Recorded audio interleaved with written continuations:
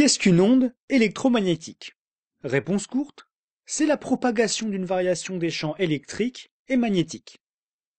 Pour la radio, on utilise un courant alternatif dans une antenne. Le va-et-vient des électrons va engendrer une onde électromagnétique qui se propage à la vitesse de la lumière. Elle va faire bouger les électrons dans les antennes à distance, ainsi on peut communiquer de l'information. Mais bon, regardons un peu plus en détail. La matière a plusieurs propriétés, la plus connue étant la masse. Tout objet ayant une masse produit un champ gravitationnel qui attire les autres objets ayant une masse, c'est la gravité. Ainsi, la masse du Soleil va attirer la Terre et va la faire rester en orbite. Sinon, la Terre irait tout simplement en ligne droite. La charge électrique, elle aussi, est une propriété de la matière, et les charges vont aussi interagir entre elles à distance. Si vous prenez une charge négative au repos, un électron, il va engendrer un champ électrique, et ce champ va agir sur les autres charges. Ainsi, deux charges de même signe vont chacune engendrer un champ électrique, ce qui vont les faire se repousser entre elles. Par contre, deux charges de signe opposés vont s'attirer, le champ électrique de l'une attirant l'autre charge.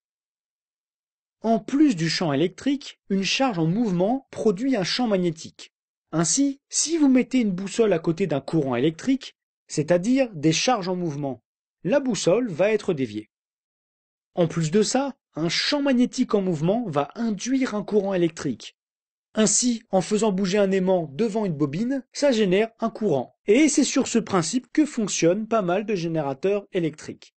Enfin, en regroupant tout ça sous forme d'équations mathématiques, on met en évidence que les deux champs sont liés, et qu'une variation d'un champ électrique engendre un champ magnétique, et qu'une variation d'un champ magnétique engendre un champ électrique, ce qui leur permet de s'auto-engendrer et de se propager sous forme d'onde à la vitesse de la lumière. C'est l'onde électromagnétique. Mais alors, qu'est-ce qu'une onde au juste? Une onde mécanique est une perturbation oscillatoire qui se propage dans la matière. Prenez une corde et secouez-la. La secousse va se propager le long de la corde et la faire bouger de haut en bas. La corde, elle, ne bouge pas de gauche à droite, c'est l'onde qui va se propager en provoquant ce mouvement vertical. En tant qu'onde, elle a une propriété très importante qui est la longueur d'onde. C'est tout simplement la distance entre deux sommets. Ainsi, plus les sommets sont proches, plus la longueur d'onde est petite. Et pour les ondes électromagnétiques alors? Eh bien, c'est tout simplement les champs électriques et magnétiques qui sont perturbés. L'onde est capable de parcourir l'air, les solides ou même le vide en perturbant ces deux champs. Et c'est grâce à ça que nos différentes technologies sans fil fonctionnent. En effet, elles émettent et captent ces perturbations grâce au mouvement des électrons dans des antennes. Le va-et-vient d'un électron engendre une onde électromagnétique, et les variations à distance des champs électriques et magnétiques vont en retour faire bouger d'autres électrons. Et en faisant varier les longueurs d'onde, on peut faire fonctionner les radios, le Wi-Fi ou le téléphone en même temps. D'ailleurs, la longueur d'onde des ondes électromagnétiques est très importante, car plus la longueur d'onde est faible, plus l'onde contient d'énergie, et peut même devenir dangereuse.